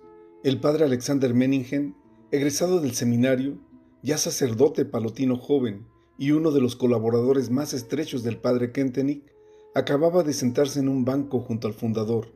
Lo mira de soslayo. Desde sus 13 años conocía a ese hombre, y éste a su vez lo conocía a él como ningún otro. ¿Cuánto tenía que agradecerle, como tantos otros de entre sus filas, a ese sacerdote? Parece un rabino judío, con su barba larga y el sombrero negro, piensa divertido Alex Menningen. Desde hace alrededor de 10 años, el padre Kentenich se había dejado la barba. Querría tener un aspecto de persona más madura, o bien mantener el calor para sus pulmones, continúa pensando Menningen. Involuntariamente, las miradas de ambos hombres se orientan en la misma dirección. Desde la capillita, en el valle hacia la loma de enfrente, donde acababa de construirse la gran casa de ejercicios, llamada también Casa de Alianza o Casa de la Federación, el movimiento floreciente necesitaba lugar. Los cursos para sacerdotes y teólogos, las jornadas para estudiantes y profesionales, las numerosas conferencias y seminarios que entre tanto el padre Kentenich daba para cientos de interesados, habían hecho necesario disponer de una casa adecuada. Todo lo que ha surgido de aquel 18 de octubre de 1914, dice el padre Kentenich, ensimismado mientras contempla el horizonte. Alex Menningen asiente. Recuerdo cuando, durante mis estudios en Roma, volví a este lugar. Por entonces, Fernando Kastner por primera vez llamó acta de fundación del movimiento a la conferencia del 18 de octubre de 1914. Yo me indigné. ¿Acta de fundación? Pensaba, eso se podría decir de la conferencia del 19 de abril, fecha de la fundación de la Congregación Mariana, pero usted le dio la razón al padre Kastner. ¿Por qué publicó la conferencia de 1914 recién en 1919? Por entonces, acababa de finalizar la guerra. En Alemania habían quedado muchas ruinas en el campo político y económico, pero también en el espiritual. Tras la abdicación forzada del emperador, no se sabía cómo caerían los dados. Ya no llegaban cartas del frente de batalla que pudieran ser publicadas en la revista MTA. La nueva situación requería una reorientación. Procuré interpretar entonces los signos del tiempo en la revista MTA. ¿Cuál había sido en realidad nuestra idea directriz desde 1914? ¿Cómo nos fue guiando la divina providencia? En 1919, yo estaba seguro de que la Santísima Virgen había aceptado nuestro ofrecimiento. Así pues, publiqué la parte central de la conferencia con el título Mirada hacia las cumbres. En esa época, el contacto entre unos y otros siguió siendo posible a través de la revista MTA. La revista circulaba en todas partes. Al contemplar la situación de Alemania, luego de la Primera Guerra Mundial, el padre Kentenich advertía, cada vez con mayor claridad, la importancia de lo que había escrito en 1918 en la revista MTA. En un Estado democrático, nosotros, los católicos, debemos acostumbrarnos, más de lo hecho hasta ahora, a defender nuestros intereses en el ámbito público, con los medios de una técnica organizativa bien desarrollada, pero no debemos pasar por alto una señal de advertencia. El cristianismo valora el alma del ser humano por encima de todo. Tiene escrito sobre su portal: ¿de qué serviría al hombre ganar todo el mundo si pierde su alma? También nosotros hemos de aplicar esta norma. Por lo tanto, nuestro trabajo no ha de agotarse en un activismo exterior, porque de lo contrario, nuestra alma se enajenará, se debilitará. Nuestra colaboración ha de surgir de un espíritu correcto, el que se adquiere y cultiva de la mejor manera mediante el trabajo silencioso y la influencia que se ejerce sobre cada persona. Si cada uno de los miembros está sano, también todo el organismo estará sano, cobrará mayor capacidad de resistencia y rendimiento. La exigencia que plantee un movimiento y organización masivos no debe silenciar el llamado al trabajo silencioso. De lo contrario, tendremos un cuerpo sin alma, un aborto. Luego de la guerra, se necesitaba urgentemente constituir una organización para los miembros externos, más allá de la congregación mariana, una organización que trabajara exactamente en esa misma línea, con una estructura comunitaria especial, con personas con capacidad de liderazgo y que pudieran perfeccionarse en ella, pero aún no se sabía cómo volcar a la realidad una organización de ese tipo. Con el tiempo, la idea comenzó a tomar contornos más nítidos en los pensamientos del padre Kentenich, que esperaba y observaba lo que se desarrollaba en cada persona. Uno de los miembros externos le escribió en diciembre de 1918. Sus congregantes habrían regresado ya a su hogar. Los que no estamos en Schoenstatt nos planteamos una cuestión candente. ¿Qué pasará con nuestra organización? ¿Seguirá existiendo como hasta ahora? ¿Tomará una forma o se disolverá? Los miembros externos decidieron reunirse en Schoenstatt y solicitarle que les predicase ejercicios espirituales en enero, pero en razón de la situación de guerra, la propuesta era muy difícil de realizar. Además, para el padre Kentenich, esa no podía ser una solución duradera. En abril de 1919 se conformaron nuevos grupos. A partir de ese verano, pudo dedicarse por entero a la labor con el movimiento, tras haber sido liberado de la dirección espiritual de los seminaristas. Dado que su salud seguía resentida, los superiores lo enviaron a Angers, al convento de las hermanas franciscanas de Waalbreibach. Allí podría recuperarse un poco y a la vez trabajar para el movimiento y prestar pequeños servicios a las religiosas en calidad de capellán de la casa. Las hermanas lo recibieron como a un enfermo terminal, pero él continuó trabajando. Había confiado su proyecto a algunas personas y efectivamente halló almas con las que congeniaba totalmente, con quienes podía fundar la organización que él tenía en su mira. Se convocó una jornada de congregantes en Dortmund, Herde, para todos los que estaban en contacto con Schoenstatt, pero a último momento, el padre Kentenich decidió no asistir a ella. Si los congregantes querían la organización tal como él se la imaginaba, debían decidirse libremente por ella e impulsar ellos mismos la iniciativa, pero discretamente contribuyó a consolidar el proyecto. El padre Meningen interrumpió sus pensamientos. En agosto de 1919 se fundó en Dortmund-Herde la Federación Apostólica de Schoenstatt.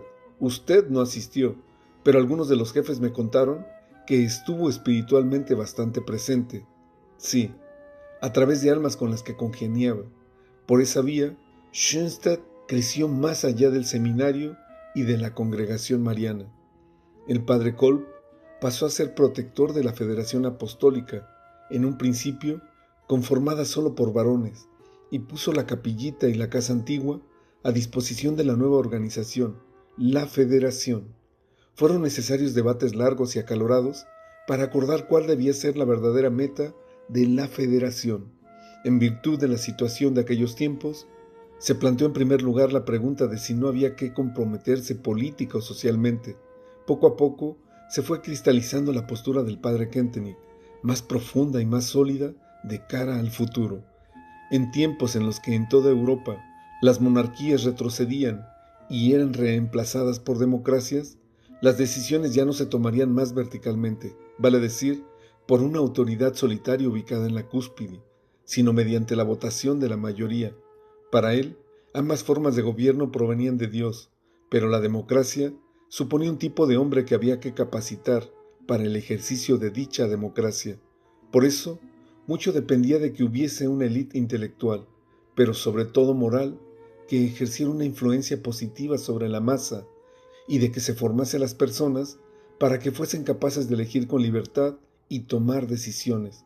A su parecer, en el futuro haría falta, más que nunca, personas de carácter firme en todas las áreas. Por eso, la Federación Apostólica, de fundación reciente, estableció la consigna: educación de laicos cultos en el espíritu de la Iglesia, mediante el cultivo de la aspiración a la santidad más alta que sea posible, de acuerdo con el estado de vida de cada uno.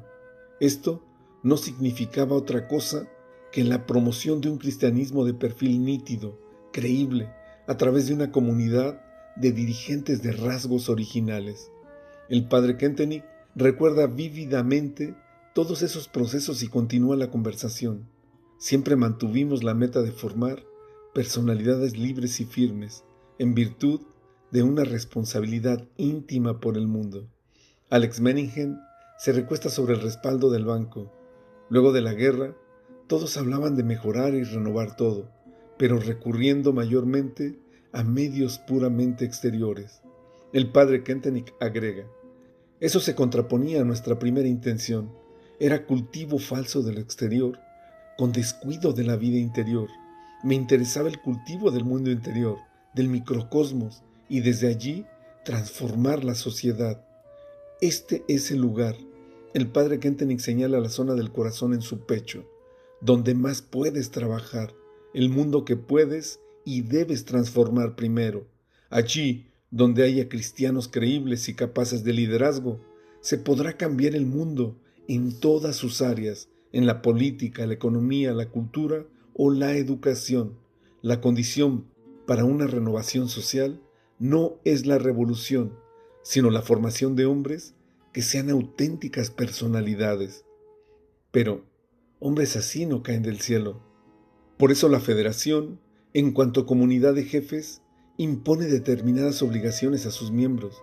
Quien pertenezca a la Federación tiene que esforzarse por una formación sistemática de su personalidad, cumplir con un horario espiritual y procurar trabajar sobre sí mismo mediante su ideal personal y propósitos personales.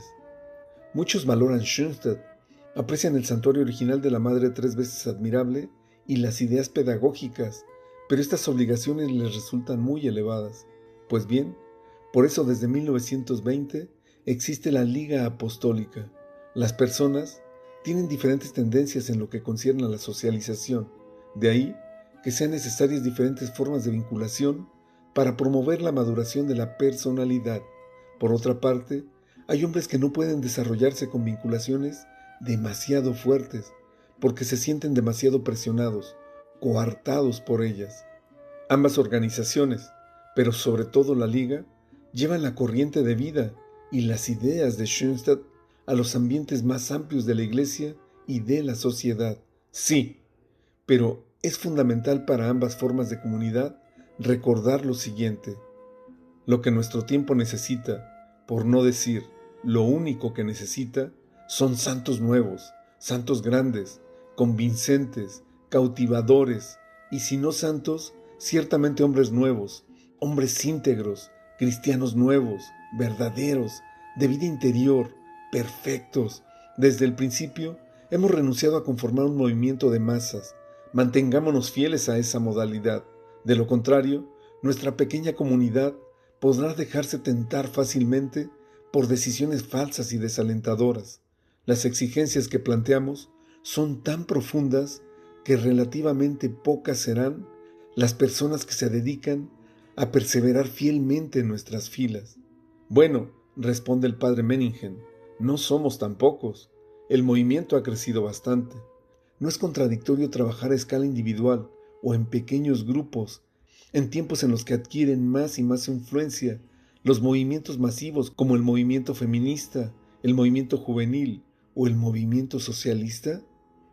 Es posible, pero lo primero es trabajar en cada cristiano. Hemos trabajado siempre en células pequeñas o grupos pequeños y hemos ganado a las personas individualmente, tratando de persona a persona. Algún día, cuando cambie la situación política, eso redundará en nuestro mayor beneficio. Piensa en los nazis, cómo operan con las masas. ¿Quién sabe lo que va a venir? Admito que hace falta mucho coraje por el trabajo silencioso, para dar pasos pequeños, pero mientras al hacerlo no descuidemos el mundo en general y la grandeza de la misión. Alex Menningen recordó una frase de una de las cartas circulares de 1919, escrita por el padre Kentenich. Les confieso que a veces en horas de soledad siento temor ante la obra que hemos emprendido, pero el recuerdo de nuestra Madre del Cielo y la confianza incondicional en ella disipan rápido y radicalmente todos los nubarrones. Una serena contemplación del desarrollo logrado hasta ahora avala la siguiente conclusión: nuestra Mater Terra Admirabilis quiere utilizarnos para la renovación del mundo. ¿Renovación del mundo? Palabras tremendas. Alex, desde el principio hemos cargado con una gran responsabilidad por el mundo. Sería muy importante, siguiendo la idea de Palotti, reunir todas las diferentes fuerzas apostólicas y orientarnos todos juntos hacia una meta común. En el santuario, la Santísima Virgen ofrece a todos una fuente de energías. Para mí, el santuario es la llave para el mundo interior personal, pero también para el apostolado a lo largo y ancho del mundo. Usted realmente se arriesgó mucho. Nosotros, Alex, nosotros, porque no he hecho nada sin ustedes.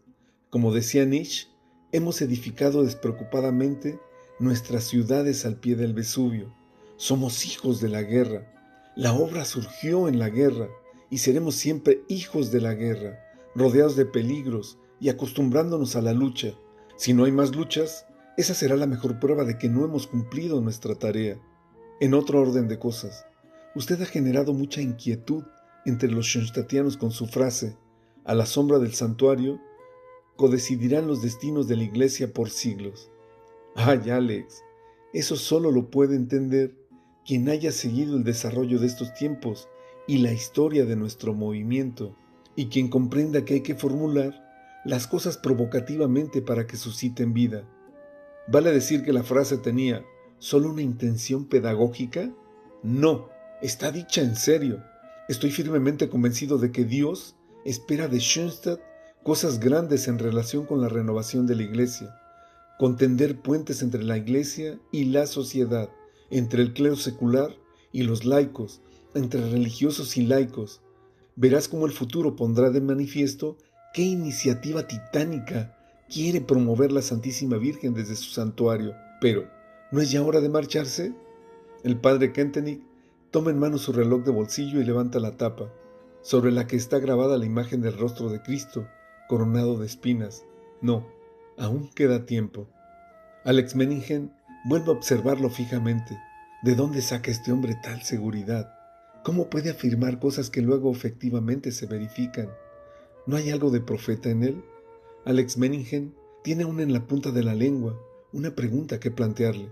Padre, hay algo más. La cuestión de la incorporación de mujeres a nuestro movimiento.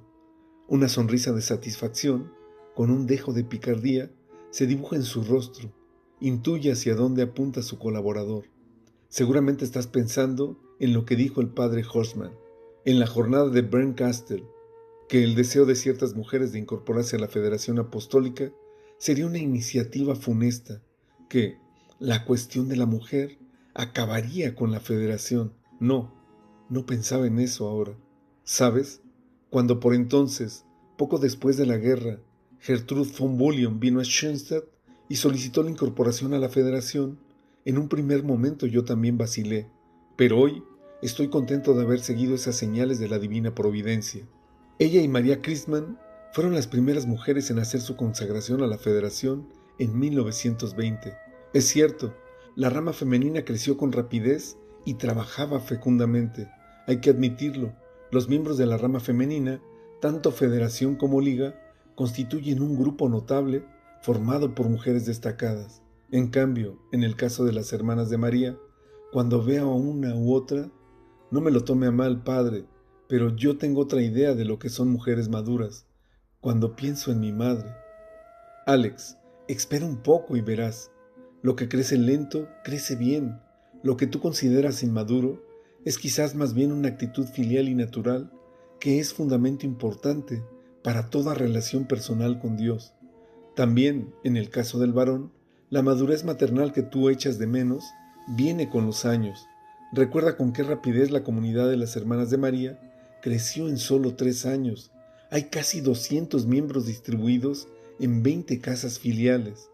Ya a comienzos de los años 20, para el padre Kentenich estaba claro que la obra necesitaba mujeres que trabajasen tiempo completo para Schoenstatt. En 1926 llegaron las primeras, casi todas docentes. Entre ellas se encontraba Emilie Engel y su colega Anna Pries, la primera superiora general. Ambas estuvieron dispuestas a abandonar su trabajo profesional, un trabajo seguro. Era una decisión audaz y ellas supieron tomarla. También para el padre Kentenich, la fundación de las Hermanas de María fue un emprendimiento audaz. Pronto fueron enviadas a las primeras parroquias para la atención de familias y otros trabajos de asistencia. En lo concerniente al reglamento de la comunidad, nada fue decidido simplemente en un escritorio. El padre Kentenich dejó que las mismas hermanas eligieran su nombre, redactaran las normas de su comunidad, las constituciones como él las llamaba. Confeccionaron su vestido común de acuerdo a su deseo, que no era como el hábito común de las órdenes, sino inspirado en el estilo de la época. Dejó, asimismo, que las hermanas buscasen su ideal de comunidad, establecieran su orden del día y determinaran los tiempos y lugares de silencio. En relación con el silencio, recién entonces había surgido la idea. Hasta ese momento, en algunas casas reinaba un gran caos. Al menos así le parecía al padre Meningen, pero él no podía decir nada. El padre Kentenich no toleraba ninguna injerencia en la vida de las comunidades de Schoenstatt. No quería una masa uniforme, vale decir, a él esa vida interna en realidad no le concernía. ¿Sabes?, le interrumpe el padre Kentenich en sus pensamientos. Quiere un tipo de comunidad nuevo, pero recién han pasado 3 años de la fundación. No puedes esperar todavía demasiado de ella. ¿Le dedica usted mucho tiempo? Mira, Alex, es la primera comunidad de este tipo que yo quiero acompañar y formar en lo posible. Así tendremos un ejemplo de lo que es el hombre nuevo en la comunidad nueva. Si finalmente se puede lograr, Alex. Pero usted no tiene en la iglesia un estatus legal para una fundación de este tipo, lo interrumpió el padre Meningen. Ellas no son una orden religiosa en sentido tradicional, no hacen votos. Estos tiempos y la misma iglesia necesitan algo nuevo. Palotti no había querido votos. De esa actitud del fundador de los palotinos, el padre Kentenich, en cuanto a fundador de la nueva comunidad, había extraído importantes consecuencias. Quería solo remeros voluntarios, miembros que desde lo interior de sí se dedicaran por su vocación y objetivos. Ya tempranamente envió a las primeras hermanas de María a estudiar a la universidad, donde las mujeres eran todavía una novedad. Ellas habían de estar en el mundo y conducirse con solvencia en él, pero a la vez no ser del mundo. Ahora bien, en la iglesia no había aún un modelo y por ende tampoco un estatuto legal para lo que él tenía en mente. Tenemos que esperar. Dios nos señalará por dónde ha de seguir el camino. El padre Kentenich pensaba en algunas de sus hermanas. Sí, en corto tiempo, la comunidad se había desarrollado muy bien. Muchas se estaban formando como personalidades auténticas, aun cuando no se lo apreciase enseguida desde afuera. La hermana Emily Angel era la vicaria de la superiora general. No había dudado en confiarle cargos de dirigencia, a pesar de ser una persona que padecía de angustia. La hermana Emily asumió con seriedad total sus funciones y dio muestra de empeño extraordinario en su labor. Incluso, en una carta, ella le había preguntado si le permitiría ofrecer su vida por la comunidad joven. Quien lo preocupaba era, en cambio, la superiora general, la hermana Anna Pries. ¿Se había equivocado al destinarla a ese cargo? Le habían llamado la atención sus capacidades grandes, su amabilidad y empatía, su talento organizativo, su autenticidad y fresca naturalidad, así como su cordialidad que conquistaba los corazones, tal como la había descrito un miembro de la dirección general, quien hizo también algunas observaciones críticas. De entre las hermanas se elevaron quejas en voz baja, cuando la hermana Ana comenzó a relatar que se le había aparecido la difunta María Sauer, a quien todas veneraban mucho. Él no lo tomó muy en serio. Todas eran aún muy jóvenes y, ¿Quién sabía cómo gobernar una comunidad de tipo tan nuevo? En la medida de lo posible, la ayudaré a que se adapte a su cargo de superiora general y a las tareas de madre espiritual. Todo necesitaba de su tiempo. Hay que tener paciencia, piensa para sí, y cuando sea el momento oportuno, me iré retirando más y más de la dirección de la comunidad, como lo hice en el caso de la Federación. ¿Y comprenderá la Iglesia ese nuevo tipo de comunidad? El padre Menningen retoma el hilo de la conversación. Desde el tiempo de sus estudios, sabe que Roma no se muestra particularmente abierta a innovaciones. Esperaré hasta que Schoenstatt se desarrolle más y más, y luego lo presentaré a la Iglesia oficial. Por eso, he visitado a uno u otro obispo alemán. Fue un gran honor que el obispo de Treveris, Monseñor Bornwasser, haya realizado la consagración del edificio de la Casa de Alianza. El padre Kentenich asiente. Sí, un honor. Me interesaba que el obispo conociera Schoenstatt. En mi alocución, invité expresamente también a nuestros palotinos a reasumir, junto con el movimiento apostólico, el ideal original de Palotti, y a hacerlo fundados en la fe y en la acción de la Santísima Virgen desde su santuario. Es un comienzo nuevo y una gran oportunidad para nosotros, los palotinos, dado que nuestro venerable fundador falleció muy tempranamente. Oh, ahora sí que ya es la hora. La campana de la capillita del valle toca llamando al rezo del Ángelus del mediodía. Ambos se levantan. El ángel del Señor anunció a María, rezando alternadamente la oración tradicional. Descienden por la cuesta y toman luego el camino que lleva a la casa de alianza. Tienen que apurarse, porque hoy se espera a otros sacerdotes para el almuerzo. Así o similar, tuvo que haber sido alguna de las muchas conversaciones entre el padre Kentenich y su colaborador joven y hombre de confianza, al contemplar los últimos 10 años transcurridos. El tiempo siguiente estuvo caracterizado por conferencias innumerables dadas por el padre Kentenich, ejercicios espirituales, jornadas, conversaciones personales, viajes por toda Alemania, a veces solo para visitar a un solo sacerdote o una pequeña casa filial de las Hermanas de María, o bien entablar contacto con obispos u otras autoridades eclesiásticas. Cuanto más aumentaba su cuota de trabajo, tanto más parecía aumentar su resistencia física, y tanto más se entregaba a su misión, la cual él creía confiada por Dios. Procuraba cumplirla oportuna o, para algunos, inoportunamente, porque entre tanto se hicieron escuchar voces críticas en el ámbito de la Iglesia alemana.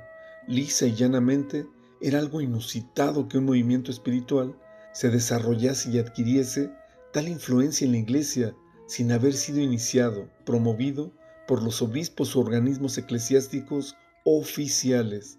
Había muchas asociaciones a las que se podía encasillar fácilmente, pero ¿movimiento de la Iglesia? ¿Qué cosa era en realidad?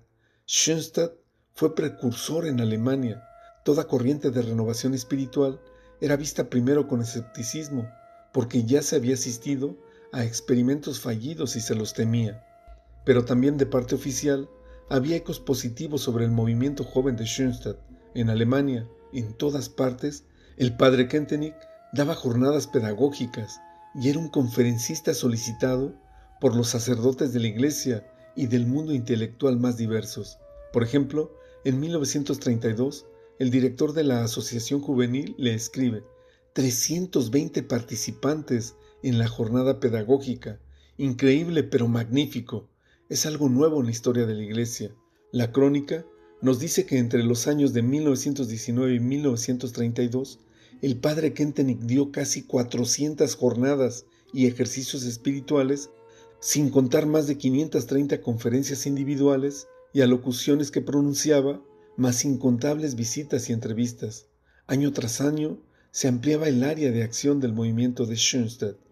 Desde el comienzo de los años 30, el padre Kentenich emprendió más viajes por toda Alemania, a despecho de las advertencias insistentes del padre Kohl, que le pedía que se cuidase más y no aceptase todas las invitaciones a las actividades mencionadas más arriba. Preocupado, le escribe: si usted con el tiempo acaba por enfermar, ¿quién continuará la obra? No obstante, el padre Kentenich no reparaba en su salud. Visitaba a cada sacerdote joven de la Federación que asumía funciones en una parroquia. En varias ocasiones Esto supuso viajes largos a pie, de hasta 8 horas, solo desde Schwinfalten a Ennenbauern, en los Alpes suavos, en medio de un gran calor en el verano y frío glacial durante el invierno. Un sacerdote de Schoenstatt, el padre Kulmus, relata de aquella época. A nosotros, integrantes jóvenes de la Federación, el padre Kentenich nos enviaba su saludo cordial y paternal en ocasión de nuestra ordenación sacerdotal. Nos tenía siempre presente en sus pensamientos, con todo el amor de su corazón paternal, con su oración y sacrificios, con su palabra y ejemplo. No se permitía ni nos permitía descanso alguno. Esperaba nuestras cartas sobre nuestra primera actividad pastoral como sacerdotes. Nos visitaba personalmente. Un tal día, el padre Kentenich se presentó sin previo aviso en la sala de mi casa parroquial. Quería saber cómo me iba, cómo me desenvolvía con todo lo que había que hacer. Quedé muy sorprendido por tal solicitud paternal. Un día vino a visitarnos a la serranía de Suabia. Llegó extenuado por la cantidad de trabajo y por el largo viaje. Se dejó caer en el sillón de mimbre de la sala y me dijo: gasté mis fuerzas hasta la última gota, pero también en ese estado era y siguió siendo un hombre y sacerdote que irradiaba energía y calidez como ningún otro. Junto con los ejercicios, las grandes jornadas y conferencias numerosas, el padre Kentenich acompañaba intensamente el desarrollo y crecimiento de sus comunidades de Schoenstatt. Junto con la comunidad de sacerdotes estaban la Federación de Mujeres, la Liga Apostólica Femenina y Masculina, a la que pertenecían ambas comunidades juveniles, grupos de seminaristas mayores, estudiantes y hermanas de María. Además, en su calidad de director del movimiento, desempeñaba tareas en la central junto con un grupo estrecho de colaboradores que más tarde fue bautizado Círculo de Arturo, a fin de ocultarlo a los ojos de la Gestapo.